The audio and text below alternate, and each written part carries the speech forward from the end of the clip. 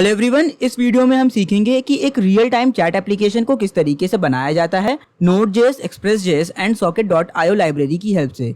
यहाँ पर अगर आपको Node.js और Express.js की नॉलेज है तो आप Socket.io लाइब्रेरी को हम आपको सिखाएंगे और एक रियल टाइम चैट एप्लीकेशन किस तरीके से बनता है वो सारी चीज़ें हम यहाँ पर देखने वाले हैं। Socket.io एक ऐसी लाइब्रेरी है जिसकी हेल्प से रियल टाइम एप्लीकेशंस को बनाया जाता है। ये बहुत ही छोटी लाइब्रेरी है लेकिन बहुत ज़्यादा पावरफुल है, तो इसको हम Node.js और Express के साथ यूज़ करेंगे जिससे एक रियल टाइम चैट एप्लीकेशन को बना सकें। तो सबसे पहले चलिए हम आपको एक डेमो दिखा देते हैं उस चैट एप्लीकेशन का।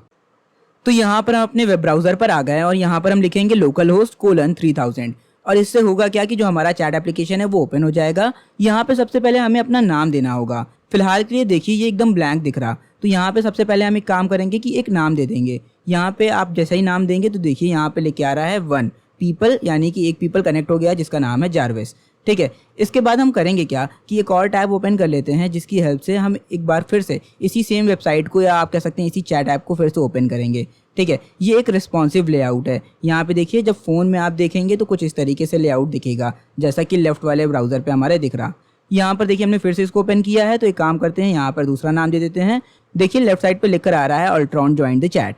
ठीक है, तो यहाँ पे 2 पीपल कनेक्टेड हैं, तो कितने नंबर ऑफ पीपल कनेक्टेड हैं और उनके नाम क्या क्या हैं ये सारी चीज़ें यहाँ पे दिखेंगी। और उसके अलावा यहाँ पे जो भी आप मैसेजेस टाइप करेंगे, ठीक है, left to right, right to left, या जितने भी यूज़र्स होंगे आप यहाँ पे, ऐसा कुछ नहीं है कि सिर्फ 2 ही यूज़र्स के बीच में ये मैसेजेस ट्रांसफ़र होंगे। ठीक है, आप जितने यूज़र्स चाहें उतने यूज़र्स के साथ मैसेजेस को ट्रांसफ़र कर सकते हैं।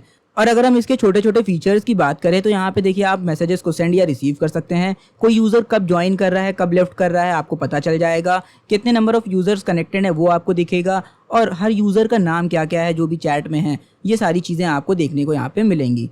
ठीक है, और हाँ एक चीज़ और कि ये जो चैट एप्लीकेशन की डिज़ाइन है इसको हमने इससे प्रीवियस वीडियो में इसको बनाना सिखाया था कि किस तरीके से इस चैट एप्लीकेशन को हम डिज़ाइन कर सकते हैं HTML, CSS, जावास्क्रिप्ट की हेल्प से। ठीक है, तो उस वीडियो का लिंक भी डिस्क्रिप्शन में दिया है, उसको ज़रूर से देख लीजिएगा, तब आपको ये लेआउट बनाने में और इसको एडजस्ट करने में समझ में आएंगी सारी चीज़ें। ठीक है, यहाँ पर हमने लेआउट की डिज़ाइनिंग नहीं दिखाई वरना वीडियो बहुत ज़्यादा लंबा हो जाता। तो डिज़ाइनिंग के लिए हमने एक वीडियो पहले से अपलोड की हुई थी, उसी एप्लीकेशन को या उसी चैट के डिज़ाइन को हम यहाँ पर यूज़ कर रहे हैं। और बात करें हम इस चैट ऐप की तो यहाँ पे देखिए 3 यूज़र्स जॉइंड हैं। यहाँ पे एक वेरोनिका नाम की यूज़र है जो यहाँ पे टाइप कर रही है। उसके अलावा हमने इसको 3 टैब में ओपन किया हुआ है इस लेआउट को।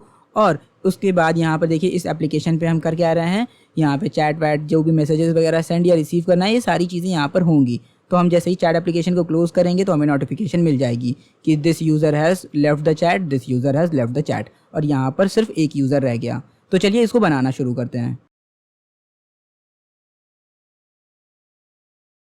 इस वक्त हम डेस्कटॉप पे चैट ऐप नाम के फोल्डर के अंदर हैं। यहाँ पर कुछ फाइल्स हमें देखने को मिलेंगी, जैसे कि यहाँ पे इंडेक्स नाम की एक फ़ाइल है जो कि एक HTML फाइल है। उसके अलावा स्टाइल्स नाम का एक फ़ोल्डर है जिसके अंदर हम CSS की फाइल्स रखे हैं। ठीक है, उसके बाद आइकन्स वाले फोल्डर में 2 आइकन हमें मिल जाएगा, हैमबर्गर का और लोगो। ठीक है, तो ये सारी फाइल्स रखी हुई हैं। अगर हम इसको ओपन कर लें तो देखिए ये हमारा चैट एप्लीकेशन की जो डिज़ाइन है जो हमने प्रीवियस वीडियो में बनाई थी, तो ये सारी उसी से रिलेटेड सारी फाइल्स हैं। ठीक है, उसकी स्टाइल वाली फाइल है यानी कि CSS फाइल्स और आइकन्स वगैरह हैं। तो इसको रिस्पॉन्सिव करना, इसमें कलर्स वगैरह कैसे देना है, इसकी स्टाइलिंग करना, ये सारी चीज़ें हमने प्रीवियस वीडियो में देखा था। तो यहाँ पर हम सिर्फ करेंगे क्या कि इसमें फंक्शनैलिटी को एडअप करेंगे और इसको एक नॉर्मल लेआउट से एक रियल टाइम चैट एप्लीकेशन में कन्वर्ट करेंगे। तो सबसे पहले यहाँ पर हम इस चैट ऐप वाले फोल्डर को ओपन कर लेंगे VS कोड में। तो यहाँ पर राइट क्लिक करके हमने इसको VS कोड में ओपन कर लिया है और यहाँ पे देखिए लेफ्ट साइड में सारी फाइल्स दिखा रही हैं जो भी इस फोल्डर में मौजूद हैं। इसके बाद हम टर्मिनल पे जाएंगे, एक न्यू टर्मिनल ओपन करेंगे। चाहे तो आप शॉर्टकट की यूज़ कर सकते हैं, चाहे तो आप यहाँ से ओपन कर लें। अब टर्मिनल की हेल्प से हमें करना क्या है कि सबसे पहले हम npm को इनिशलाइज करेंगे। तो यहाँ पर हमने लिख दिया npm init। ठीक है, इसके बाद पैकेज नेम चैट ऐप ही रहने देते हैं, वर्जन सेम रखेंगे। डिस्क्रिप्शन यहाँ पे आप चाहें तो दे सकते हैं, TJ टॉक, यहाँ पे चैट ऐप लिख दिया हमने। एंट्री पॉइंट यहाँ पे यानी कि जो मेन फाइल है वो होगी हमारी server.js। ये फाइल अभी हमने बनाई नहीं, अभी आगे चल के हम बनाएंगे। बाकी इसको पूरा एंटर एंटर एंटर प्रेस कर दीजिए। ठीक है, अब देखिए यहाँ पे एक फ़ाइल आ गई है package.json नाम की। ठीक है, तो ये सारी फाइल आ गई है, इसका डिस्क्रिप्शन यहाँ पे देखिए लिखा हुआ है। ठीक, इसके बाद हम इंस्टॉल करेंगे Express.js को। तो उसके लिए यहाँ पर हम आ जाते हैं टर्मिनल पे, लिखेंगे npm i, उसके बाद एक्सप्रेस। यहाँ पर आप चाहें तो i लिखें, चाहे पूरा इंस्टॉल लिखें, कोई दिक्कत नहीं है। और अगर हम बात करें एक्सप्रेस की तो ये एक फ्रेमवर्क है जिसकी हेल्प से जो हमारा डेवलपमेंट है वो फास्ट हो जाता है, हमें एक बूस्ट मिल जाता है डेवलपमेंट में। तो यहाँ पे देखिए डिपेंडेंसीज़ में यहाँ पे एक्सप्रेस हमारा इंस्टॉल हो गया, उसका वर्जन वगैरह दिया हुआ है।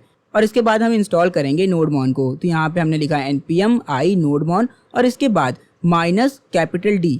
इस -D का मतलब ये है कि ये हमें एक डेवलपमेंट डिपेंडेंसी के तौर पे चाहिए। जब तक यहाँ पर इसको हम लोकल मशीन पर डेवलप कर रहे हैं इस एप्लीकेशन को, तब तक नोडमॉन हमें चाहिए। लेकिन जब हम इसको प्रोडक्शन में डालेंगे, यानी कि इसको हम जब होस्ट कर देंगे अपने एप्लीकेशन को, ठीक है, तब नोडमॉन का कोई भी यूज़ नहीं होना चाहिए, तब कोई भी इम्पैक्ट नहीं पड़ना चाहिए, ठीक है। तो यहाँ पे देखिए ये एक डेव डिपेंडेंसी के तौर पे यहाँ पे इंस्टॉल हो गया है। डेव डिपेंडेंसी कह लें चाहे डेवलपमेंट डिपेंडेंसी कह लें। और अगर हम नोडमॉन के यूज़ की बात करें तो जब भी हम अपने जेएस की फाइल्स में एडिटिंग वगैरह करेंगे तो हमें सर्वर को रीस्टार्ट करना पड़ता है। लेकिन एक बार हम जब नोडमॉन को स्टार्ट कर देंगे तो हमें ये सर्वर को बार बार रीस्टार्ट करने की जो दिक्कत होती है उसको फेस नहीं करना पड़ता। नोडमॉन अपना बार बार रीस्टार्ट करता रहता है सर्वर को जब भी हम कोई चेंजेस को सेव करते हैं। इसके बाद हम एक server.js नाम की फाइल बनाएंगे जिसमें हम सर्वर के एंड का जो भी कोड होगा उसको लिखेंगे, ठीक है। तो सबसे पहले यहाँ पर हम एक कांस्टेंट ले लेंगे और HTTP मॉड्यूल को रिक्वायर करा लेंगे। इसके बाद हम एक्सप्रेस नाम का एक कांस्टेंट ले लेंगे और उसमें रिक्वायर करा लेंगे एक्सप्रेस.js को, ठीक है। तो जो हमारा एक्सप्रेस है वो यहाँ पे रिक्वायर हो जाएगा या इंपोर्ट हो जाएगा। उसके बाद हमने एक्सप्रेस का एक ऐप बना लिया है और फिर एक वेरिएबल ले लेंगे हम यहाँ पे सर्वर नाम का, ठीक है। हमने कहा HTTP मॉड्यूल की हेल्प से क्रिएट सर्वर को कॉल करो, ये फंक्शन है जिसमें हम पास कर देंगे अपना एक्सप्रेस का ऐप, ठीक है। तो एक्सप्रेस का एक एप्लीकेशन तैयार हो जाएगा सर्वर पे रन करने के लिए। इसके बाद पोर्ट नंबर यहाँ पे आप चाहे तो 3000, 4000, 8000 जो चाहे दे दें। लेकिन जब आप इसको प्रोडक्शन में डालेंगे तो इस तरीके से आप पोर्ट नंबर नहीं दे सकते हैं। उसके लिए आपको लिखना पड़ेगा process.env.port, ठीक है। तो जब आप इसको होस्ट करेंगे तो होगा क्या कि पोर्ट नंबर इस एप्लीकेशन को अलॉट होगा, ठीक है। वो उनके बताए हुए जिस भी जगह पे आप उसको होस्ट कर रहे हैं उनके दिए हुए पोर्ट नंबर पे ये चलेगा, ठीक है। तो यहाँ पे और का सिंबल लगा के हमने 3000 इसलिए लिखा है कि अगर मान लीजिए जब इसको हम रन करेंगे तो अगर इसको पोर्ट नंबर कोई सा मिल रहा है, अलॉट हो रहा है तो उसको यूज़ करो, वरना 3000 के पोर्ट पे ओपन हो जाओ। तो अभी हमारी लोकल मशीन पे ये 3000 पोर्ट पे चलेगा। इसके बाद हमने कहा कि सर्वर वेरिएबल की हेल्प से लिसन फंक्शन को कॉल करो और इस पे पोर्ट नंबर हम पास कर देंगे कि जो हमने सर्वर क्रिएट किया है वो इस पोर्ट पर चलना चाहिए। और एक उसके बाद कॉमा लगाकर हमने एक एरो फंक्शन बनाया है। हमने कहा जब ये सर्वर स्टार्ट हो जाएगा, ठीक है, तो यहाँ पर console.log में लिख देना कि सर्वर स्टार्टेड एट, इसके बाद यहाँ पर ले देना पोर्ट नंबर, ठीक है। तो यहाँ पर हमने पोर्ट नाम का वेरिएबल पास कर दिया। अब यहाँ पर हम इसको डायरेक्टली रन नहीं करेंगे, बल्कि यहाँ पर हम आपको एक तरीका दिखाते हैं। यहाँ पर हम आएंगे पैकेज.json में और ये जो टेस्ट वाली स्क्रिप्ट दी है ना, इसको हम एडिट कर देते हैं।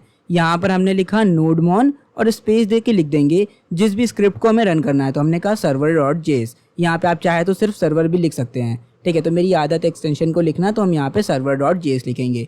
तो अब जब हम टेस्ट वाली स्क्रिप्ट को कॉल करेंगे या रन करेंगे, ठीक है, तो ये वाली चीज़ जो लिखा हुआ है, जो कोड लिखा है ना, ये रन करेगा। तो हमने कहा npm run, इसके बाद हमने क्या कहा टेस्ट, ठीक है। तो टेस्ट को रन कर दो npm की हेल्प से। तो देखिए हमें यहाँ पर जो सर्वर था हमारा स्टार्ट नहीं हो पाया, कोई एरर देखने को मिल रही है यहाँ पर। असल में अच्छा ये रहा, ये जो सर्वर की स्पेलिंग है यहाँ पे हमने गलत लिखी है, तो फाइल का नाम ही यहाँ पे गलत है ना, तो इसको हम सर्वर कर लेते हैं, ठीक है। तो जैसे इसका नाम सही किया तो देखिए सर्वर स्टार्ट हो गया हमारा 3000 पे, ठीक है। तो अब एक काम करते हैं, अपने वेब ब्राउज़र पे चल के ज़रा इसको विजिट करके देखते हैं कि क्या देखने को हमें मिल रहा है फिलहाल। तो यहाँ पे देखिए हमें एक एरर मिल रही है cannot get /, ठीक है। तो ये हमें देखने को मिलना ही था क्योंकि हमने यहाँ पे कोई भी चीज़ को सर्व नहीं किया है। तो यहाँ पर हमें रूट देना है अपना कि जब भी हमारा कोई भी यूज़र इस एड्रेस को हिट करता है तो सर्वर हमारा किसी फाइल को सर्व करे। तो हमने कहा app.get, अब यहाँ पे सिंगल कोट्स में हमने लिखा /, कॉमा लगा के यहाँ पर हम एक एरो फंक्शन को कॉल करेंगे जिसमें 2 पैरामीटर्स हमने पास करने हैं,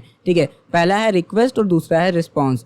तो यहाँ पर हम रिस्पॉन्स नाम के वेरिएबल को यूज़ करेंगे res। हमने कहा सेंड फाइल नाम के फंक्शन को कॉल करो, ठीक है। इस फंक्शन से हम किसी भी फाइल को सर्व कर सकते हैं, ठीक है। तो यहाँ पर फाइल का नाम है index.html, ठीक है। तो यहाँ पर हम चाहे तो index.html ऐसे सिंगल कोट्स में लिख दें, लेकिन ये कोई अच्छा तरीका नहीं होता है, ये एक अच्छा रेलेवेंट पाथ देने का सही तरीका नहीं है। हमें असल में एब्सोल्यूट पाथ देना है, यानी कि फ्रॉम रूट टू फाइल, ठीक है, एकदम रूट डायरेक्टरी से लेके फाइल तक पहुँचने तक का। तो इसलिए हमने इससे पहले लिख दिया __dir name +/ उसके बाद index.html, ठीक है। तो जो रूट डायरेक्टरी का नाम होगा फिर स्लैश लगेगा, index.html सर्व हो जाएगी, ठीक है। तो यहाँ पर आ जाते हैं ब्राउज़र पे। तो देखिए जैसे हमने इसको रिफ्रेश किया तो हमारा HTML का कंटेंट हमें देखने को मिल रहा है, लेकिन यहाँ पे जो हमारा CSS का कंटेंट है वो शो नहीं हो रहा है। अगर हम यहाँ पे कंसोल विंडो पे जाएं तो देखिए इतनी सारी एरर्स देखने को मिल रही है।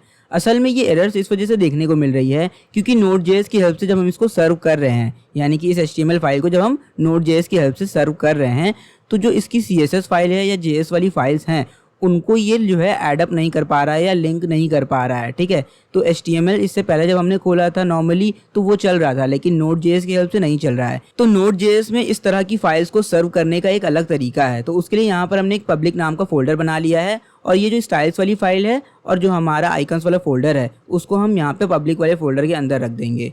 ठीक है, ये जो फाइल्स हैं ये असल में हमारी स्टैटिक फाइल्स हैं, यानी कि इमेजेस JS वाली फाइल स्टैटिक फाइल्स होती हैं, यहाँ तक कि हमारी जो CSS फाइल होती है उसे भी स्टैटिक फाइल्स कहा जाता है। ठीक है, तो स्टैटिक फाइल्स को हमने एक फोल्डर में कर दिया है पब्लिक नाम के। अब यहाँ पर उसको हम सर्व करेंगे, तो हमने कहा app.use, ठीक है, यूज़ कर लेना express.static, यानी कि जो स्टैटिक फाइल्स हैं उसका यहाँ पर हम एड्रेस बता रहे हैं। तो यहाँ पर हम पब्लिक वाले फोल्डर का एक जो एब्सोल्यूट एड्रेस होता है या पाथ होता है उसको हम पास कर देंगे। तो _dir name + फिर पब्लिक, ठीक है, फोल्डर का नाम। अब ये पब्लिक वाला फोल्डर ऐसा फोल्डर है जिसको index.html एक्सेस कर सकता है किसी भी तरह की फाइल्स को एक्सेस करने के लिए या लिंक करने के लिए।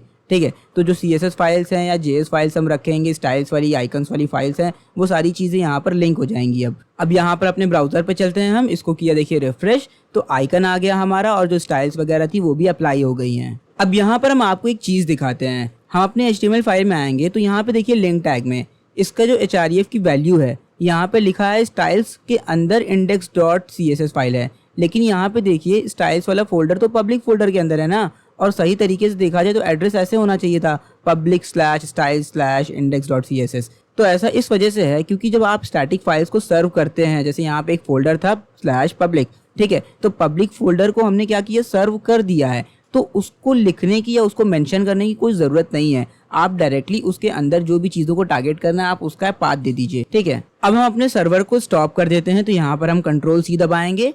ठीक है, तो हमारा सर्वर स्टॉप हो जाएगा। अब हमें इंस्टॉल करना है socket.io, तो हमने लिखा npm i socket.io। ठीक है, तो ये जब तक इंस्टॉल हो रहा है तब तक यहाँ पर हम ब्राउज़र पे आ जाते हैं और इसकी वेबसाइट पर विजिट करते हैं। तो socket.io लिखकर एंटर करेंगे यहाँ पर हम, तो ये इसकी वेबसाइट है, इसका वर्जन वगैरह यहाँ पे दिया हुआ है। तो यहाँ पर हमें सीधा आना है लर्न पे और ये कुछ पेजेस हैं जिसको हम ओपन करेंगे। ठीक है, क्लाइंट API, सर्वर API और उसके अलावा यहाँ पे जो डॉक्यूमेंटेशन है इसको ओपन करते हैं। तो यहाँ पे देखिए इंट्रोडक्शन दिया है कि Socket.io क्या है। तो बात करते हैं डेफिनेशन की, तो यहाँ पे लिखा है Socket.io is the library that enables real time by directional and event based communication between the browser and the server. It means कि Socket.io एक ऐसी लाइब्रेरी है जिसकी हेल्प से आप रियल टाइम एप्लीकेशंस को बना सकते हैं, कम्युनिकेशन कर सकते हैं बाई डायरेक्शनल। अब बात आती है कि बाई डायरेक्शनल कम्युनिकेशन क्या होता है। बाई डायरेक्शनल मीन्स कि दोनों एंड से कम्युनिकेट करना। फॉर एग्जांपल आप किसी को कॉल करते हैं तो आप और जिसको आपने कॉल किया है वो दोनों एक साथ जो है डेटा को शेयर कर सकते हैं, एक दूसरे से बात कर सकते हैं। ठीक है, ऐसा नहीं है कि आपने सिर्फ बोला वो नहीं बोल पा रहा है या उसने बोला आप नहीं बोल पा रहे हैं। ठीक है, आप दोनों एक साथ जो है डेटा को एक्सचेंज कर सकते हैं। तो ये बाई डायरेक्शनल का एग्जाम्पल है। ठीक है, जिसमें दोनों एंड से सर्वर भी डेटा भेज सकता है ब्राउजर्स को और ब्राउजर भी भेज सकता है सर्वर को। तो ये बाई डायरेक्शनल का एग्जाम्पल हो गया। इवेंट बेस्ड कम्युनिकेशन यानी कि अभी आपको जब हम आगे दिखाएंगे, फॉर एग्जांपल कोई यूज़र कनेक्ट होता है तो ये एक इवेंट हुआ। ठीक है, एक इवेंट हुआ कि यूज़र कनेक्ट होता है, हमारी वेबसाइट को ओपन करता है। ठीक है, ये एक इवेंट है। तो इस इवेंट के कॉल होने पे कोई चीज़ का होना, जैसे for example Jarvis joined the chat, ठीक है, जार्विस लेफ्ट द चैट, ये एक इवेंट है। किसी यूज़र का आना, किसी यूज़र का जाना, ये एक तरह का इवेंट है। ठीक है, तो इवेंट बेस्ड कम्युनिकेशन में भी ये हेल्प करता है हमारा। बाकी की चीज़ें यहाँ पर हम आपको प्रैक्टिकली करके समझाएंगे तो आपको ज़्यादा क्लियर होगा। तो यहाँ पे देखिए डिपेंडेंसीज में यहाँ पर Socket.io भी दिखा रहा है कि ये भी इंस्टॉल हो गया है। तो यहाँ पर हम लिसन कराने से पहले थोड़ा सा एंटर करके यहाँ पे एक कमेंट डाल देते हैं कि Socket.io सेटअप। ठीक है, तो यहाँ पे एक कमेंट डाल दिया हमने। अब इस कमेंट के नीचे हम जो Socket.io है उसकी कोडिंग करेंगे। ठीक है, तो हमने सबसे पहले एक io नाम का वेरिएबल ले लिया है जिसमें हमने Socket.io को रिक्वायर करा लिया है, आप कह सकते हैं इंक्लूड करा लिया, इम्पोर्ट करा लिया। फिर हमने कहा कि io.on, ठीक है, ऑन एक फंक्शन है। यहाँ पे होगा क्या कि हमें एक इवेंट देना है। तो सबसे पहला इवेंट का नाम है हमारा कनेक्शन, ये डिफ़ॉल्ट इवेंट नेम है। ठीक है, कि कोई भी जब हमारे सर्वर पे आके कनेक्ट करेगा, ठीक है, तो ये फंक्शन कॉल होगा जिसमें सॉकेट मिलेगा हमें। सॉकेट यानी कि कोई यूज़र कनेक्ट करेगा ना, जैसे फॉर एग्जांपल आपने हमारी वेबसाइट खोली localhost:3000, ठीक है, तो होगा क्या कि आप एक सॉकेट बन गए। ठीक है, आप एक सॉकेट हो, सॉकेट मीन्स एक यूज़र। ठीक है, आपको एक आईडी मिलेगी। ठीक है, अब ये आईडी कहाँ से मिलेगी, ये हमारा socket.io देगा जनरेट करके यूनिक आईडी। तो जितने भी यूजर्स कनेक्ट होंगे वो सब एक सॉकेट हो जाएंगे। ठीक है, आप कनेक्ट करो या आपके जितने भी फ्रेंड्स कनेक्ट करेंगे आपके चैट एप्लीकेशन को, वो सब क्या हो जाएंगे, एक सॉकेट हो जाएंगे। ठीक है, और हर सॉकेट को एक यूनिक आईडी मिलेगी।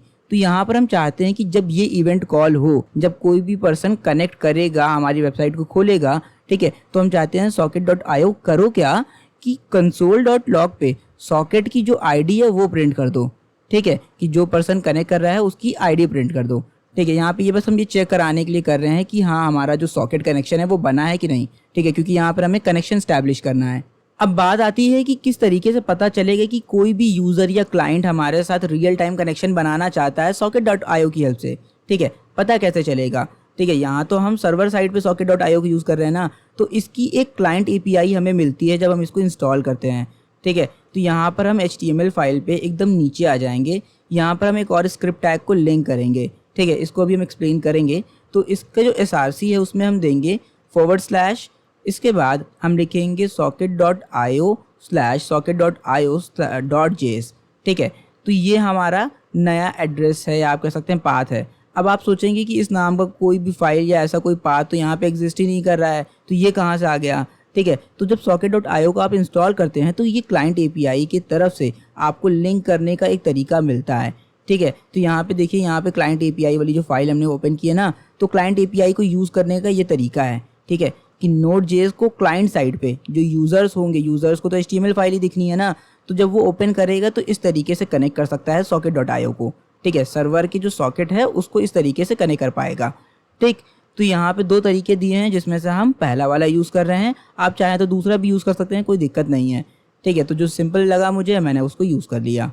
इसके बाद यहाँ पर अपने एडिटर पे वापस आएंगे और पब्लिक वाले फोल्डर के अंदर एक JS नाम का फोल्डर बनाएंगे। इस JS नाम के फोल्डर के अंदर असल में हम एक जावास्क्रिप्ट की फाइल रखने वाले हैं जिसका नाम हमने दे दिया है client.js। इसके अंदर सॉकेट की जो कोडिंग होगी क्लाइंट के लिए वो हम करेंगे। तो एक सॉकेट नाम का वेरिएबल लिया है जिसमें हमने IO फंक्शन को डायरेक्टली कॉल किया है। ठीक है, यहाँ पे हमें और कुछ भी नहीं करना, बस इस IO फंक्शन को कॉल कर देना है सिंपली। और इसके बाद यहाँ पर जो client.js है उसको हम लिंक कर लेंगे। ठीक है, तो /j/client.js। ठीक है, यहाँ पे पब्लिक वगैरह लिखने की ज़रूरत नहीं है हमें। ठीक है, तो ये लिंकिंग हो गई हमारी, इन 2 फाइल्स की हमारी लिंकिंग हो गई। ठीक है, तो HTML में हमारी client.js लिंक हो गई है और socket.io.js भी चलने को तैयार है एकदम। ठीक है, अब एक काम करते हैं, अपने सर्वर को रीस्टार्ट करते हैं। तो यहाँ पे एरर देखने को मिल रही है हमें। ओके, यहाँ पे हाँ समझ गया, एक दिक्कत है कि सॉकेट को जब हमने रिक्वायर किया तो हमने ये तो नहीं बताया ना कि सॉकेट किस सर्वर पे चलेगा, है ना। हमें ये भी तो बताना ना कि सॉकेट तुम हमारे सर्वर पर चलना। हमने यहाँ पे सिर्फ इंक्लूड कराया है या इंपोर्ट कराया है। तो इसके बाद इस ब्रैकेट के बाद यहाँ पे एक और पैरेंथेसिस लगाएंगे हम। ठीक है, और यहाँ पर हम लिख देंगे सर्वर। ठीक है, यानी कि जो सर्वर वाला वेरिएबल हमने बनाया था ना ऊपर, उसी को यहाँ पर हम पास कर रहे हैं कि हमारे इस सर्वर पर आप चलना। ठीक है, socket.io आप इस सर्वर पर चलना। तो अब इसको हम सेव करेंगे तो देखिए यहाँ पर सर्वर स्टार्टेड एट 3000 और उसके बाद एक यूनिक नंबर नीचे लिखा हुआ है। ठीक है, ये असल में जो हमारे ब्राउज़र ओपन हुआ है ना, ये उसी के लिए एक सॉकेट आईडी जनरेट हुई है। तो जितनी बार भी हम इसको रिफ़्रेश करेंगे तो एक नई आईडी हमको देखने को मिलेगी। ठीक है, तो जितनी बार यहाँ पे देखिए हम रिफ़्रेश करते जाएंगे, चाहे नए टाइप में ओपन कर लें, तो हर बार हमें एक नई सॉकेट आईडी जनरेट होकर देखने को मिलेगी। अब इसके बाद हम आ जाते हैं client.js वाली फाइल पे। अब हम चाहते हैं कि जब भी index.html ओपन करें या फिर हमारा जो वेब एप्लीकेशन है उसको ओपन किया जाए तो एक प्रॉम्प्ट दिखे जो कि बोले एंटर योर नेम, जैसा कि हम लोगों ने डेमो में देखा था। तो एक वेरिएबल ले लिया है जिसमें हम नाम को स्टोर कराएंगे। हमने कहा डू करो यूज़र नेम में क्या स्टोर करा लो, प्रॉम्प्ट में जो भी वैल्यू आएगी उसको स्टोर करा देना। और ये वाइल कब तक चलना चाहिए, ये लूप कब तक चलेगा, जब तक यूज़र नेम में कोई वैल्यू नहीं आ जाती, यानी कि जब तक आप कोई नाम एंटर नहीं कर दोगे तब तक ये लूप चलता रहेगा। और नाम लिख के जैसे ही हम एंटर करेंगे तो हम चाहते हैं कि ये जो सॉकेट वाला वेरिएबल है जो क्लाइंट साइड पे काम कर रहा है, ठीक है, ये सर्वर को बता दे कि हम ज्वाइन हो गए हैं। ठीक है, तो उसके लिए यहाँ पर हमने यूज़ किया socket.emit फंक्शन। एमिट फंक्शन में सबसे पहले एक इवेंट देते हैं कि एक इवेंट का नाम क्या है जो भी आप कॉल कराना चाहते हैं। तो यहाँ पर हम एक कस्टम नाम दे देते हैं जैसे कि न्यू यूज़र ज्वाइन करके। ठीक है, और इसके बाद कॉमा लगाकर हम एक नाम पास कर देते हैं। नाम क्या होगा हमारा, जो कि यूज़र ने एंटर किया है, यानी कि हमारा यूज़र नेम। ठीक है, तो ये जैसे ही ये फंक्शन कॉल होगा socket.emit, ये रिक्वेस्ट जाएगी हमारी सर्वर के पास, ठीक है। तो यहाँ पर सर्वर में हम करेंगे क्या कि ये जो IO डॉट कनेक्शन है ना, तो कनेक्ट तो हो गया है यूज़र, क्योंकि हमारी वेबसाइट पर विजिट किया उसने, ठीक है। और उसके बाद हुआ क्या कि एक सॉकेट पास हुआ, ठीक है। सॉकेट पास होने का मतलब है कि एक यूज़र आया और उसने अपना नाम एंटर किया है। तो हम एक काम करते हैं कि यहाँ पे ऊपर एक वेरिएबल ले लेते हैं ऑब्जेक्ट टाइप का, ठीक है, यूज़र्स नाम का। इसके अंदर हम सॉकेट ID स्टोर करा लेंगे और यूज़र नेम स्टोर करा लेंगे, ठीक है। अब IO डॉट ऑन के अंदर हमने कहा सॉकेट डॉट ऑन, यानी कि जब भी कोई यूज़र ऐसा कोई इवेंट कॉल करेगा जिसका नाम है न्यू यूज़र ज्वाइन नाम का, ठीक है, ऐसा कोई इवेंट कॉल करेगा तो यहाँ पे कॉमा लगाकर हम एक कॉल बैक फंक्शन देंगे, ठीक है। ये हमारा एक ऐसा फंक्शन होगा जिसके अंदर एक यूज़र नेम आएगा, ठीक है, क्योंकि हमने क्या किया था, वहाँ पे यूज़र नेम पास किया था ना। तो इस फंक्शन के अंदर हमने यूज़र नेम को यहाँ पे रिट्रीव कर लेना है। वहाँ से जो यूज़र नेम पास होगा वो इस वेरिएबल में आ जाएगा। हमने कहा कि यूज़र्स वाला जो वेरिएबल है, ठीक है, यूज़र्स वाला वेरिएबल है, उसके अंदर सॉकेट ID का एक इंडेक्स बना दो और उसके अंदर ये वैल्यू स्टोर करा दो जो कि है यूज़र नेम। तो यूज़र का नाम स्टोर हो जाएगा और उसकी ID स्टोर हो जाएगी, ठीक है। और उसके बाद हमने यहाँ पे कंसोल डॉट लॉग कर दिया है, ठीक है, जिससे आपको सारी चीज़ें क्लियरली समझ में आ जाए कि जो यूज़र कनेक्ट हो रहा है उसका नाम क्या है और उसकी सॉकेट ID क्या है। यहाँ पे ज्वाइंट की स्पेलिंग हमने गलत लिखी, इसको सही कर लेते हैं, ठीक है। तो न्यू यूज़र ज्वाइन नाम का इवेंट कॉल होगा जैसे ही हम यहाँ पे एंटर करेंगे अपना नाम। तो इसको रिफ्रेश कर लेते हैं, तो देखिए एक लूप चला, ठीक है। यहाँ पर हमने नाम दे दिया। जैसे ही हमने नाम दिया तो यहाँ पे आ जाते हैं, देखिए ये हमारा जो यूज़र्स वाला वेरिएबल है जो कि एक ऑब्जेक्ट टाइप का है, तो उसमें देखिए सॉकेट ID और जो नाम है हमारा वो स्टोर हो गया है, ठीक है। तो यहाँ पे देखिए अब अपने ब्राउज़र को हम कितने बार भी रिफ़्रेश करके जो भी नाम देंगे तो वो होगा क्या कि उस वेरिएबल में जाकर स्टोर होता जाएगा, ठीक है। देखिए पुराना नाम भी है, नया नाम भी है। अब यहाँ पे आप सोचेंगे कि पुराना यूज़र्स तो हट गया है तो उसका नाम क्यों दिख रहा है, ठीक है, क्योंकि यहाँ पर हम वेरिएबल में से वैल्यू को डिलीट नहीं कर रहे हैं अभी, इसको अभी हम बाद में डिलीट भी करेंगे, ठीक है। तो फिलहाल के लिए आप आई होप ये समझ गए होंगे कि जैसे ही अब कोई यूज़र कनेक्ट करेगा तो हमें उसका नाम मिल जाएगा और उसकी सॉकेट की ID मिल जाएगी। अब इस कंसोल वाली लाइन को हम हटा देते हैं, ठीक है। यूज़र का नाम और उसकी सॉकेट ID स्टोर कराने के बाद हमने कहा कि सर्वर एक काम करो, सभी को ये बात ब्रॉडकास्ट कर दो या सबको ये बात बता दो कि एक नया यूज़र ज्वाइन कर रहा है, ठीक है। तो हमने कहा socket dot broadcast dot emit, ठीक है। यहाँ पे ब्रॉडकास्ट क्यों यूज़ हो रहा है, उसकी वजह ये है कि देखिए यहाँ पे जैसे ही आप ज्वाइन करेंगे, मान लीजिए कोई यूज़र ज्वाइन करता है, ठीक है, तो उसको छोड़कर बाकी लोगों के पास एक मैसेज चला जाएगा कि एक यूज़र ज्वाइन कर रहा है, ठीक है। जैसे मान लीजिए जारविस नाम का एक यूज़र पहले से था और अल्ट्रॉन ज्वाइन करेगा तो जारविस को पता चलेगा, नोटिफिकेशन मिल जाएगी चैट पे कि हाँ जो है अल्ट्रॉन ज्वाइन दी चैट। तो जो कीवर्ड ब्रॉडकास्ट है उसको यूज़ करने का बस एक ही मकसद है कि जो कनेक्ट कर रहा है उसके अलावा बाकी लोगों को मैसेज पहुंच जाए। तो यहाँ पे जो चीज़ हम एमिट कर रहे हैं यानी कि दूसरों की ओर भेज रहे हैं वो क्या है, हमने कहा यूज़र कनेक्टेड नाम का एक इवेंट है और साथ ही साथ हम यूज़र नेम भी भेज देंगे, ठीक है, जिस नाम से यूज़र कनेक्ट हो रहा है। अब यहाँ पर हम आ जाते हैं क्लाइंट साइड पे, ठीक है, क्योंकि क्लाइंट क्या करेगा, रिसीव करेगा उस इवेंट को जो सर्वर ने भेजा है, ठीक है, सॉकेट के थ्रू। तो हमने कहा सॉकेट डॉट ऑन, अब यहाँ पे इवेंट का नाम दे देंगे हमने कहा यूज़र कनेक्टेड नाम का जब भी कोई इवेंट कॉल हो तो एक एरो फंक्शन को कॉल कर देना, ठीक है। अब ये एरो फंक्शन के अंदर होगा क्या कि एक हमें वेरिएबल चाहिए, सॉकेट अंडरस्कोर नेम नाम का एक वेरिएबल यहाँ पर हमने ले लिया, यूज़र नेम को जो स्टोर करके रखेगा, वहाँ से यूज़र नेम आएगा इस वेरिएबल में जाके स्टोर हो जाएगा, ठीक है। इसके बाद यहाँ पे देखिए हम आ जाते हैं अपने HTML पे, क्योंकि यहाँ पे हमें आपको एक चीज़ दिखानी है। देखिए यहाँ पे अगर हम इसको थोड़ा सा स्क्रॉल करें तो ये रहा यूज़र डैश ज्वाइन नाम का एक डिव है ना, जिसके अंदर ये जो मैसेज लिखा है ना, जारविस ज्वाइन दी चैट। हमें इसी तरीके से तो हमें अपना मैसेज दिखाना है, हम यही चाहते हैं ना कि जब कोई ज्वाइन करे या लेफ़्ट करे तो हमें एक मैसेज दिखे, ठीक है। तो यहाँ पर हम सेम काम करने वाले हैं, ठीक। तो यहाँ पर हम एक फंक्शन बना लेंगे अभी नीचे यूज़र ज्वाइन लेफ़्ट नाम का, ये हमारा जो है कस्टम फंक्शन है जो अभी हम बनाएंगे, ठीक है, यूज़र डिफाइंड फंक्शन। तो हमने कहा कि यूज़र ज्वाइन लेफ्ट फंक्शन में सॉकेट नेम यानी कि जो सर्वर से नाम आएगा उसे पास कर देना और कॉमा लगाकर ज्वाइंट पास कर देना। यानी कि ज्वाइंट क्या है, ये एक तरह का स्टेटस है कि यूज़र ज्वाइन कर रहा है या लेफ्ट कर रहा है, उसमें दोनों में हम एक ही तरह का मैसेज या पॉपअप दिखाना चाहते हैं ना, ठीक है। तो बेसिकली यहाँ पे इन दो लाइन के कोड से ये हो रहा है कि जब भी कोई नया यूज़र कनेक्ट करेगा तो एक फंक्शन कॉल होगा यूज़र ज्वाइन लेफ्ट नाम का, ठीक है, जो कि क्या करेगा कि एक मैसेज या पॉपअप दिखाएगा चैट में कि एक फला यूज़र ज्वाइन किया है चैट को। तो यहाँ पर नीचे हम फंक्शन बना लेते हैं यूज़र ज्वाइन लेफ्ट नाम का, जिसमें दो पैरामीटर्स हैं, एक है नेम का, एक है स्टेटस का, कि यूज़र ज्वाइन कर रहा है कि लेफ्ट कर रहा है। तो यहाँ पर हम इस एक फंक्शन से ज्वाइन और लेफ्ट दोनों के लिए पॉपअप मैसेज शो कर सकते हैं। अब यहाँ पे देखिए जो पॉपअप मैसेज है जो भी हम शो कराना चाहते हैं अपने चैट्स में, ठीक है, तो उसके लिए हमें करना क्या होगा कि HTML की कुछ चीज़ों को हमें एक्सेस करना है। जैसे कि एक डिव है हमारे पास चैट्स नाम की, ठीक है, इसके अंदर जितने भी मैसेजेस होंगे वो सारे शो होंगे, तो हमें इसे एक्सेस करना है। तो यहाँ पर एक वेरिएबल ले लेते हैं चैट्स नाम का, हमने कहा डॉक्यूमेंट डॉट क्वेरी सेलेक्टर, ठीक है, यहाँ पे क्वेरी सेलेक्टर नाम का एक फंक्शन हमने कॉल किया, हमने सेलेक्ट किया डॉट चैट्स, यानी कि उस डिव को सेलेक्ट करो जिसका नाम है या जिसके अंदर क्लास है डॉट चैट्स, ठीक है। तो यहाँ पर हम इस चैट्स वाले वेरिएबल की हेल्प से उस डिव को एक्सेस कर पाएंगे। हम करेंगे क्या कि उस चैट वाली डिव के अंदर एक एलिमेंट को क्रिएट करके अपेंड कराएंगे, या आप कह सकते हैं कि उसके अंदर एक एलिमेंट को ऐड करेंगे, ठीक है। तो यहाँ पर हमने एक डिव क्रिएट कर ली है, हमने कहा डॉक्यूमेंट डॉट क्रिएट एलिमेंट, हमें जो एलिमेंट क्रिएट करना है हम कहा डिव क्रिएट कर दो, ठीक है। उसके बाद उसके अंदर एक क्लास लिस्ट ऐड करेंगे, ठीक है, हमें यहाँ पे क्लास ऐड करनी है, हमने कहा यूज़र ज्वाइन नाम की एक क्लास ऐड करो। अब यहाँ पे ये जो डिव है उसके अंदर जो यूज़र ज्वाइन नाम की क्लास हम ऐड कर रहे हैं उसकी एक वजह है। यहाँ पे HTML पे आइए, देखिए ये जो क्लास है यहाँ पे ऐड है ना, तो इसके अंदर जो कंटेंट लिखा है तो ऑब्वियस सी बात है उस पर कोई स्टाइलिंग अप्लाई होगी, ठीक है, इस क्लास के बिहाव पर, ठीक है। तो यहाँ पे जब क्लास ऐड कर देंगे डिव को अपेंड कराने से पहले या ऐड कराने से पहले, तो सेम स्टाइलिंग लग जाएगी। इसके बाद यहाँ पर हम एक वेरिएबल ले लेंगे कंटेंट नाम का, और इसमें बैक टिक के अंदर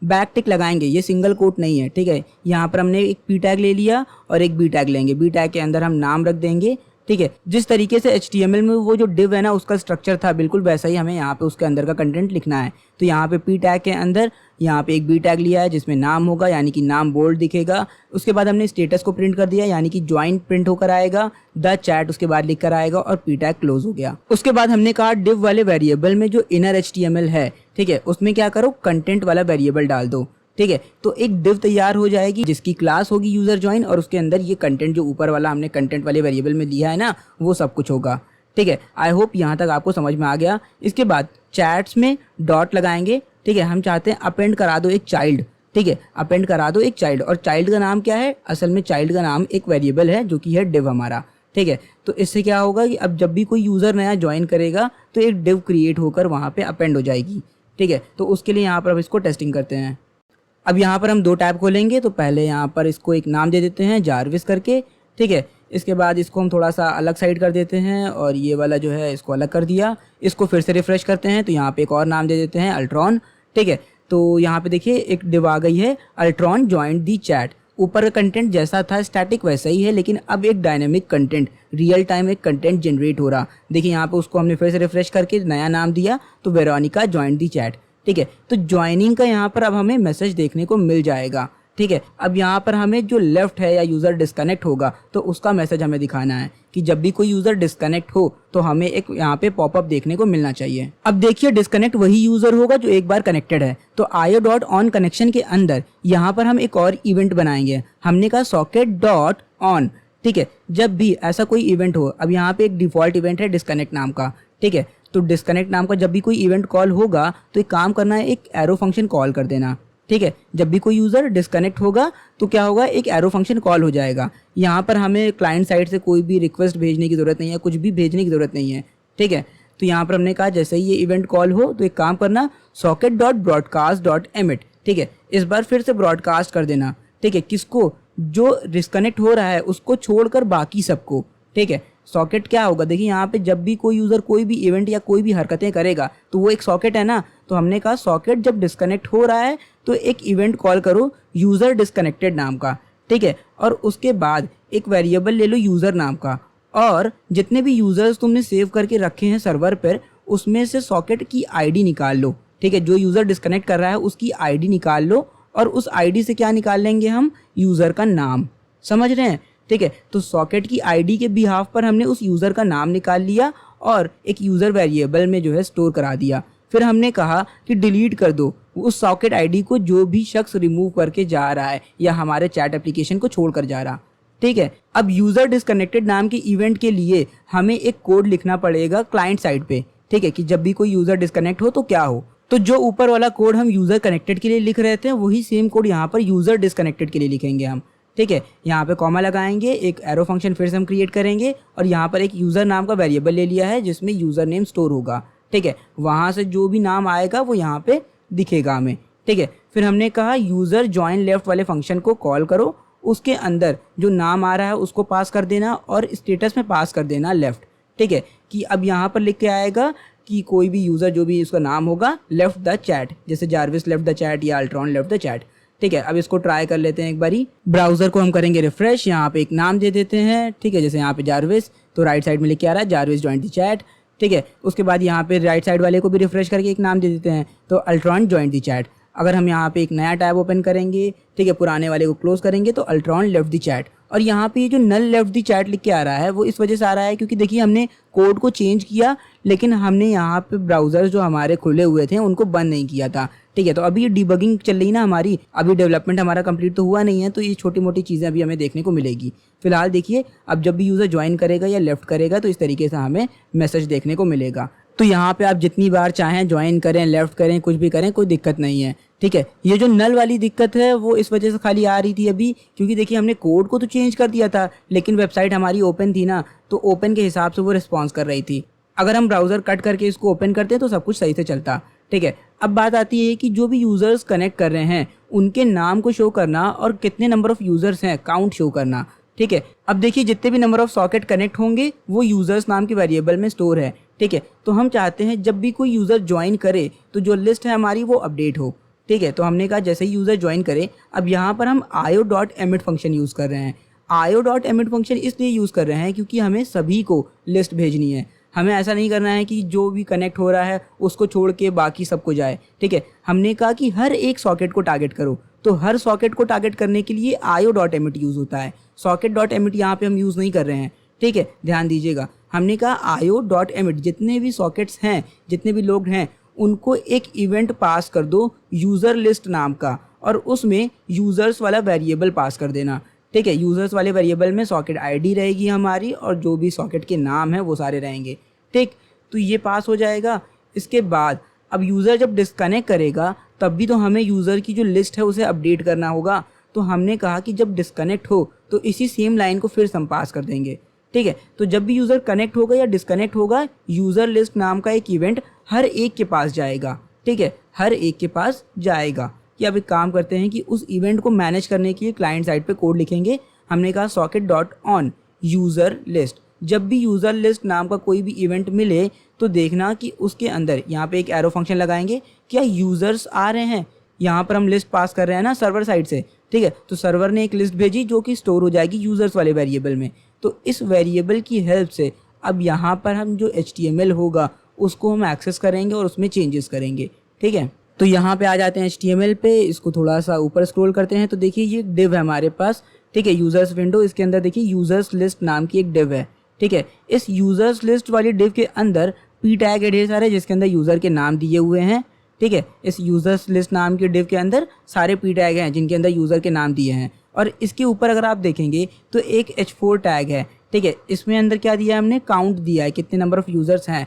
तो यहाँ पर एक काम करते हैं, इसमें एक क्लास देते हैं यूज़र्स काउंट, क्योंकि हमें इसको भी एक्सेस करना है, ये जो H4 टैग है इसको भी एक्सेस करना है। तो यहाँ पर ऊपर आ जाते हैं हम, जिस तरीके से चैट्स के लिए एक वेरिएबल बनाया था, इन दो चीज़ों के लिए भी हम एक एक वेरिएबल बनाएंगे जिसकी हेल्प से इसको हम एक्सेस कर सकें। तो यहाँ पे दो वेरिएबल हमने बना लिए हैं, यूज़र्स लिस्ट और यूज़र्स काउंट नाम के, और क्वेरी सेलेक्टर का हम यूज़ कर रहे हैं इन दोनों को टारगेट करने के लिए, ठीक है, जिनकी क्लास हमने कहा यूज़र्स लिस्ट है और यूज़र्स काउंट है। अब यहाँ पे आ जाते हैं नीचे, यानी कि जो यूज़र लिस्ट वाला इवेंट है सॉकेट का, इसमें हमने कहा कि जब भी ये इवेंट कॉल हो तो यूज़र लिस्ट वाली जो डिव होगी हमारी, उस डिव के अंदर इनर HTML को कर दो ब्लैंक, ठीक है। यानी कि ये जो इसके अंदर, इस डिव के अंदर जो भी कंटेंट है वो पूरा गायब हो जाएगा। और डबल कोट्स मतलब यहाँ पर हमने कुछ दिया ही नहीं, ठीक है, तो वो पूरा गायब हो जाएगा। अब गायब क्यों कर रहे हैं, क्योंकि हम चाहते हैं जब भी कोई यूज़र कनेक्ट हो या डिस्कनेक्ट हो तो एक नई लिस्ट आए यूज़र्स की, ठीक है, सर्वर एक नई लिस्ट पास करे। तो यहाँ पर हमने कहा यूज़र एरे ARR नाम का एक वेरिएबल बना लिया।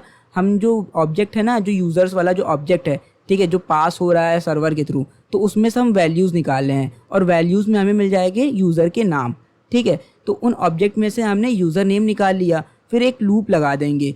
इस लूप में हम करेंगे क्या कि देखिए जो एरे है, ये जो वेरिएबल है ना यूज़र्स ARR वाला, ठीक है, उसको ट्रैवर्स करेंगे फ्रॉम 0 टू इट्स लेंथ, ठीक है, लेंथ से जब तक वो छोटा है, यानी कि I 0 से शुरू होगा और जब तक लेंथ से छोटा है, उसमें 3 यूज़र हैं तो 3 से छोटा यानी कि 0 से 2 तक चलेगा, ठीक है। तो I++ कर दिया हमने कहा कि एक एक नाम को ट्रैवर्स करो और उसके बाद करो क्या कि एक पी टैग क्रिएट करो, ठीक है। यहाँ पर हम फिर से एक पी टैग को क्रिएट करेंगे।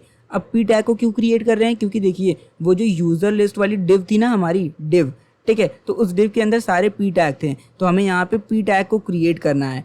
ठीक, तो आप बस ऐसे समझ लीजिए कि सबसे पहले हम पुरानी लिस्ट को एकदम क्लियर कर दे रहे हैं, उसके बाद ऑब्जेक्ट जो हमारा आ रहा है सर्वर के थ्रू उसमें से नाम को निकाल रहे हैं और एक लूप में पास कर दिया। अब इस लूप में होगा क्या कि हर बार हर एक नाम के लिए एक p टैग बनेगा और उस p टैग के अंदर इनर टेक्स्ट यानी कि उसके अंदर जो टेक्स्ट होगा वो क्या होगा, यूज़र का नाम जो भी एरे में स्टोर है। ठीक है, तो एक एक करके जो भी एरे है उसका एक p टैग बन जाएगा और उसका नाम स्टोर हो जाएगा उस p टैग के अंदर। ठीक है, उसके बाद हमने कहा कि जितने भी p टैग मिलेंगे एक एक p टैग को यूज़र वाली जो लिस्ट है ना उसमें अपेंड करा दो। ठीक है, यानी कि उसके अंदर ऐड करा दो, बढ़ा दो। ठीक, तो यहाँ पे क्या होगा, यूज़र लिस्ट अपेंड हो जाएगी p टैग से। ठीक है, तो इसको आई थिंक यहाँ तक कोड एकदम सही लग रहा है मुझे। ठीक, अब इसके नीचे जैसे ये फॉर लूप ख़त्म हो रहा है, हमने कहा जो काउंट है वो भी तो हमें देना है ना, तो हमने कहा यूज़र्स काउंट वाला जो वेरिएबल है उसके अंदर जो इनर HTML कह लीजिए, चाहे इनर टेक्स्ट भी लगा लीजिए, तो हमने कहा इनर HTML को कर दो जो एरे हमारा उसकी लेंथ स्टोर करा दो, क्योंकि एरे लेंथ में क्या होगा हमारा, कितने नंबर ऑफ़ यूज़र्स हैं, तो 3 यूज़र्स हैं तो एरे लेंथ में 3 हो जाएगा। ठीक है, 4 यूज़र है तो 4 हो जाएगा। तो अब इसको फिर से ट्राई करते हैं, टेस्ट करते हैं। साइट को करते हैं रिफ़्रेश, यहाँ पे दिया एक नाम। ठीक है, और इधर आ जाते हैं, इसको भी करते हैं रिफ़्रेश, यहाँ पे दूसरा नाम दे देते हैं। ठीक है, अब आ जाते हैं, इसको चेक करते हैं, तो देखिए यहाँ पे दिखा रहा है कितने नंबर ऑफ़ पीपल हैं। ठीक है, तो TJ है एक और जारविस है एक। अब यहाँ पे एक और यूज़र कनेक्ट कर लेते हैं हम, तो इसका नाम भी हम कुछ दे देंगे, जैसे यहाँ पे दे दिया हमने वेरोनिका।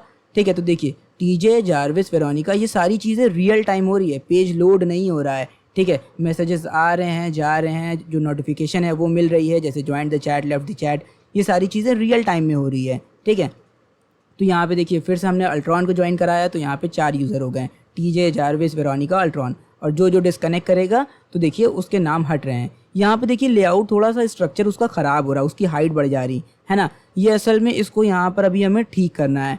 तो आगे चल के जब हम मैसेजेस को सेंड या रिसीव करेंगे तब हम इसको थोड़ा सा ठीक करेंगे। ठीक है, तो फिलहाल के लिए यहाँ पे आप देख सकते हैं किस तरीके से इसमें काम हो रहा है।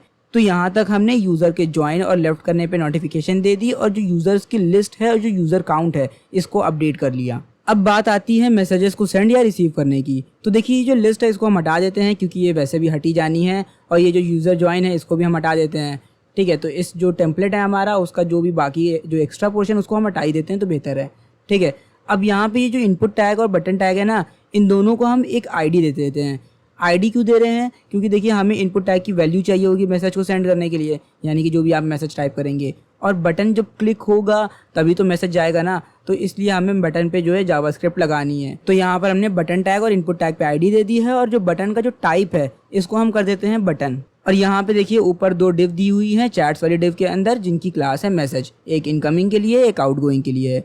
तो यहाँ पे client.js में हम यहाँ पे आ जाते हैं, 2 वेरिएबल हम फिर से लेंगे, एक का नाम हमने दे दिया मैसेज सेंड, यहाँ से हम क्या करेंगे, जो हमारा बटन है उसको हम टारगेट करेंगे, और दूसरा वेरिएबल हम फिर से बनाएंगे जिसकी हेल्प से हम जो इनपुट फील्ड है उसको हम टारगेट कर पाएंगे, और दोनों को हमें टारगेट करना है ID के बिहाफ पर।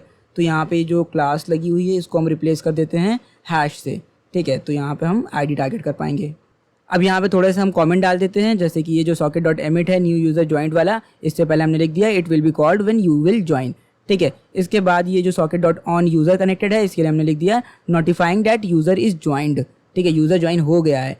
इसके बाद हमने एक फंक्शन जो क्रिएट किया है कि ज्वाइन और लेफ्ट हो जाएगा, उसके लिए जो डिव वगैरह क्रिएट हो रही है उस पर एक कॉमेंट डाल दिया है, और यहाँ पे एक लास्ट कमेंट यूज़र डिस्कनेक्ट करने के लिए कि नोटिफाई कर देंगे हम दैट यूज़र हैज़ लेफ्ट। और इसके बाद जो लास्ट वाला एक और बचा हुआ है हमारे पास, ये जो socket.on यूज़र लिस्ट की यूज़र्स की जो लिस्ट है उसको अपडेट करने के लिए, और जो यूज़र काउंट है उसे अपडेट करने के लिए। अब नेक्स्ट है हमारा मैसेजेस को सेंड करने के लिए। ठीक है, ये लास्ट पोर्शन है हमारा। अब यहाँ पर हम सेंड बटन पे एक इवेंट लिसनर लगाएंगे क्लिक का, यानी कि जब उस बटन पे हम क्लिक करें तो हम चाहते हैं कि जो इनपुट फील्ड में जो भी हमने लिखा है, ठीक है, वो चला जाए सर्वर के पास। तो यहाँ पर हमने एक एरो फंक्शन लगा दिया है, हमने कहा कि जैसे ही इस पर हम क्लिक करें तो ये फंक्शन कॉल हो, और एक डेटा नाम का हमने वेरिएबल लिया है, ये एक ऑब्जेक्ट टाइप का वेरिएबल है, इसके अंदर हम 2 चीज़ें स्टोर कराएंगे, एक इंडेक्स यूज़र नाम का जिस पे यूज़र का नाम स्टोर होगा, और दूसरा MSG नाम का यानी कि शॉर्ट फॉर्म ऑफ मैसेज। ठीक है, उस पर क्या होगा, जो इनपुट फील्ड है ना उसकी जो भी वैल्यू है यानी कि जो हमने मैसेज टाइप किया होगा वो स्टोर हो जाएगा। ठीक है। तो इस डेटा वाले वेरिएबल में यूज़र का नाम और मैसेज है। फिर उसके बाद हमने एक इफ कंडीशन दे दी। हमने कहा कि अगर मैसेज ब्लैंक नहीं है, not equals to single quote, यानी कि मैसेज ब्लैंक नहीं है, तो क्या करो, एक अपेंड मैसेज का फंक्शन कॉल कर दो और उसमें डेटा भेज दो और साथ ही साथ एक कीवर्ड यहाँ पे या स्टेटस कह लीजिए हम पास कर रहे हैं, जैसे इससे पहले हमने किया था, ठीक है, आउटगोइंग नाम का। तो ये अपेंड मैसेज अभी हम नीचे फंक्शन बनाने वाले हैं। इसके बाद हमने कहा कि सर्वर को एमिट कर दो कि एक मैसेज आ रहा है, और जो डेटा है हमारा, यानी कि जो डेटा वाला वेरिएबल है, हमने उसको पास कर दिया। फिर हमने कहा जो यूज़र मैसेज का जो इनपुट फील्ड में जो भी चीज़ें लिखी है ना, उसको ब्लैंक कर देना। तो जैसे ही बटन कॉल होगा तो होगा क्या कि डेटा को रैप किया जाएगा, यूज़र नेम और मैसेज को एक जगह पे वेरिएबल में ऑब्जेक्ट के फॉर्म में स्टोर कर लेंगे हम। फिर अगर वो ब्लैंक होगा तो मैसेज नहीं जाएगा। अगर कुछ आपने टाइप किया है मैसेज, तो होगा क्या कि वो अपेंड वाले फंक्शन के पास जाएगा और उसके बाद सर्वर के पास जाएगा एमिट फंक्शन के थ्रू, और उसके बाद जो इनपुट फील्ड की जो भी वैल्यू है वो ब्लैंक हो जाएगी। अब नीचे यहाँ पर हम अपेंड मैसेज वाला फंक्शन बना लेते हैं, और यहाँ पे दो पैरामीटर्स होंगे, एक डेटा को रिसीव करने के लिए और स्टेटस रिसीव करने के लिए। स्टेटस यानी कि इनकमिंग है मैसेज की आउटगोइंग है।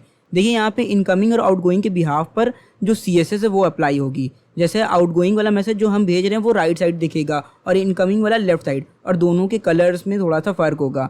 तो यही सब चीज़ें हैं, इसी वजह से इनकमिंग और आउटगोइंग हमने यहाँ पे क्लासेस लगाई है, ठीक है। तो यहाँ पे देखिए हमने एक डिव ले लिया। जैसा ही ये फंक्शन कॉल होगा तो एक डिव क्रिएट होगी। उसके बाद यहाँ पर हम एक क्लास ऐड करेंगे। क्लास का नाम क्या है, मैसेज। एक कॉमन मैसेज नाम की क्लास तो दोनों में ऐड होगी, चाहे इनकमिंग मैसेज हो चाहे आउटगोइंग, ठीक है। और दूसरी क्लास होगी हमारी स्टेटस नाम की, जो कि है हमारा आउटगोइंग। फिलहाल के लिए यहाँ पे आउटगोइंग पास होगा, ठीक। उसके बाद हमने कहा let content is equals to. अब यहाँ पे हमने बैक टिक लगाया है, ये सिंगल कोट्स नहीं है, ये बैक टिक है, ठीक है। उसके बाद यहाँ पर हम एक h5 टैग ले लेंगे। इसके अंदर यहाँ पे डॉलर ब्रैकेट के अंदर यहाँ पे हमने लिख दिया डेटा डॉट यूज़र, यानी कि जो भी डेटा आ रहा है उसमें से जो यूज़र इंडेक्स है उसकी वैल्यू रख दो। फिर यहाँ पे p टैग में, p टैग के अंदर यहाँ पे हम करेंगे क्या कि अपने मैसेज को रख देंगे, ठीक है। डेटा के अंदर जो मैसेज था उसको रख दो, ठीक। तो इस तरीके से जो हमारा यूज़र नेम है और मैसेज है वो इस तरीके से कंटेंट के फॉर्म में शो होगा। अब हमने कहा डिव के अंदर इनर HTML में ये कंटेंट डाल दो, यानी कि ये वेरिएबल डाल दो इन दी फॉर्म ऑफ HTML। तो एक डिव बन जाएगी जिसकी क्लास है मैसेज और आउटगोइंग, और उसके अलावा उसके अंदर ये h5 टैग और p टैग है। इसके बाद यहाँ पर हमने चैट्स वाला जो डिव था हमारा, उसके अंदर इस मैसेज को भी अपेंड करा दिया। यहाँ पर अगर हम इसके HTML में चलेंगे तो यहाँ पे ये देखिए ये रही ना डिव, ठीक है। इसके अंदर दो क्लासेस हैं, इस तरीके से h5 टैग है, एक p टैग है, और ये चैट्स वाली डिव के अंदर है। तो यहाँ पे सेम चीज़ होने वाली है, ठीक है।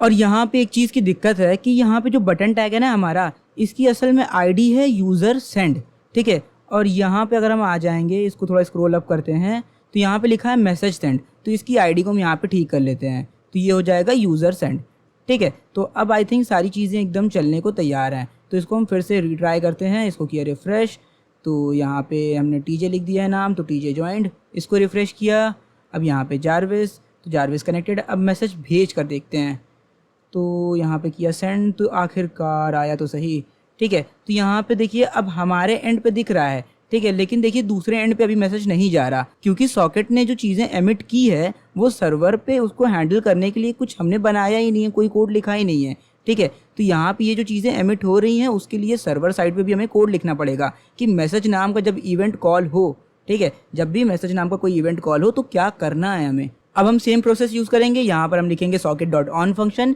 यहाँ पे देंगे इवेंट का नाम, ठीक है। तो हमने कहा मैसेज नाम का एक इवेंट आएगा, ठीक है, उसके साथ एक वैल्यू भी आएगी जो कि एक ऑब्जेक्ट होगी जो डेटा वेरिएबल में स्टोर हो जाएगी, ठीक है। तो ये एरो फंक्शन जब कॉल होगा तो हम डेटा के साथ यहाँ पे मैनिपुलेशन कर सकते हैं। तो हमने कहा socket dot broadcast dot emit, emit करा दो, जितने भी सॉकेट्स हैं उन सबको ये चीज़ भेज दो, एक मैसेज नाम का इवेंट भेज देना और साथ ही साथ एक ऑब्जेक्ट भेज देना। यहाँ पर आप चाहें तो डेटा वाला जो वेरिएबल है उसको डायरेक्टली भेज दें, चाहे तो आप इस तरीके से इंडेक्स बना के भेज दें। आप दोनों में से कोई भी काम कर लीजिए, कोई दिक्कत नहीं है, ठीक है। तो यहाँ पर हमने बस इंडेक्स फिर से बना दिया। हमने कहा यूज़र नाम का जो इंडेक्स होगा उसमें डेटा डॉट यूज़र स्टोर कर देना, और मैसेज नाम का इंडेक्स होगा उसमें डेटा डॉट मैसेज स्टोर कर देना, ठीक है। तो आप डायरेक्टली चाहे डेटा भेज दीजिए, कोई दिक्कत नहीं है। तो यहाँ पे आ जाते हैं अब क्लाइंट साइड पे। अब क्लाइंट साइड पे क्या होगा कि हमें ऐसा कोड लिखना है कि जो सर्वर ब्रॉडकास्ट करे, ठीक है, तो जितने भी क्लाइंट हैं वो उसको डील कर सकें, ठीक। तो हमने कहा सॉकेट डॉट ऑन मैसेज, यानी कि जब मैसेज नाम का कोई इवेंट यहाँ पे आएगा क्लाइंट साइड पे, तो क्या करना,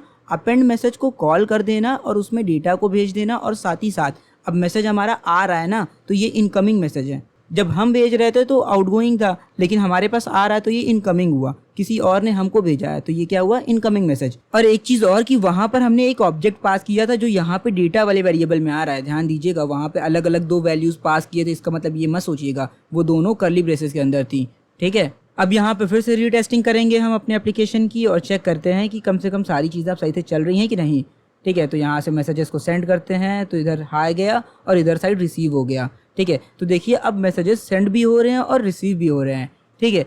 लेकिन अभी हम आपको इसमें एक कमी दिखाते हैं। यहाँ पे एक और हम टैब खोल के फिर से इसको ओपन करते हैं वेबसाइट को।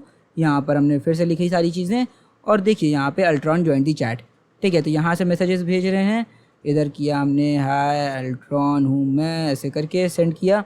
तो देखिए यहाँ पे जो लेआउट है ना उसका स्ट्रक्चर ख़राब हो रहा है और इसके अंदर पहले से ये कुछ चीज़ें पड़ी हुई हैं।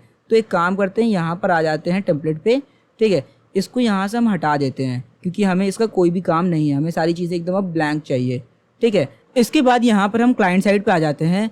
यहाँ पे देखिए जो भी चीज़ें हम अपेंड करा रहे हैं, जब भी हम चाहते हैं जब भी कोई नया मैसेज आए तो यहाँ पर हमने लिखा chats dot scroll top is equals to chat dot scroll height, यानी कि जब भी कोई नया मैसेज आए तो हम चाहते हैं स्क्रीन ऊपर जाए, ठीक है। जो पुराने मैसेजेस होते हैं ना वो ऊपर चलते जाएं और स्क्रीन हमें नीचे की दिखती जाए, ठीक है। तो इसके बिना अगर आप आउटपुट देखेंगे तो आपको बड़ा अजीब सा लगेगा कि आप कुछ भी मैसेजेस भेजते रहेंगे, आपकी स्क्रीन एक ही जगह पे स्टक रहेगी। तो इस लाइन को हमने दो जगह पे रखा है, एक मैसेज अपेंड वाले फंक्शन में, एक यूजर लेफ्ट एंड जॉइन वाले फंक्शन में। अब इसके बाद यहाँ पर हम आ जाते हैं स्टाइल्स वाले फोल्डर में और इसमें खोलेंगे हम index.scss।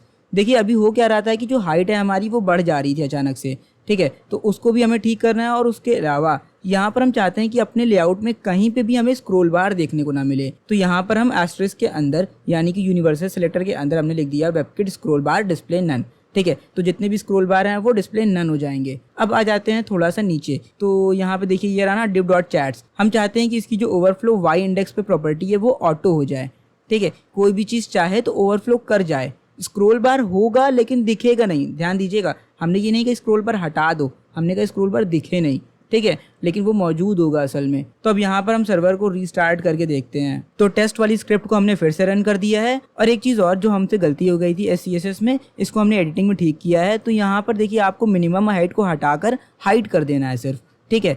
मिनिमम हाइट मतलब कम से कम इतनी हाइट होनी चाहिए, उससे ज़्यादा जा सकती है, लेकिन सिर्फ हाइट देंगे तो मतलब उतनी ही होनी चाहिए, उससे ज़्यादा नहीं हो सकती है। तो अब हम एक काम करते हैं, फिर से अपने एप्लीकेशन को टेस्ट करते हैं कि इसकी जो हाइट है वो अब फिक्स रहेगी या नहीं, और उसके अलावा जो स्क्रॉल टॉप वाली हमने प्रॉपर्टी लगाई है वो काम कर रही है नहीं, ठीक है। तो यहाँ पर हमने दो यूज़र्स को ज्वाइन करा के हम यहाँ पे मैसेजेस को भेज रहे हैं, ढेर सारे मैसेजेस को भेज कर देखते हैं कि जो हाइट है वो कांस्टेंट रहती है या नहीं। तो अब एक और मैसेज भेजा हमने, तो देखिए हमारी जो हाइट है वो चेंज नहीं, ऊपर से हम इसको स्क्रॉल भी कर सकते हैं और जब भी हम कोई नया मैसेज भेजेंगे तो स्क्रीन अपने आप देखिए ऊपर चली आई, ठीक है। यानी कि जो चैट वाला पोर्शन है वो स्क्रॉल हो गया टॉप की ओर, ठीक है। तो यहाँ पे देखिए जो भी नया मैसेज जैसे ही आएगा तो हमारी स्क्रीन स्क्रॉल हो जाएगी ऊपर की ओर, और यहाँ पे देखिए दूसरे साइड पे भी मैसेजेस रिसीव हो रहे हैं हमें। अब एक लास्ट दिक्कत को सही कर लेते हैं, यहाँ पे ये जो यूज़र काउंट है इसको 0 कर देते हैं, ठीक है। तो अब हमारा जो HTML एकदम ठीक हो गया है और सारे कोड्स एकदम परफेक्टली लिखे हुए हैं, ठीक।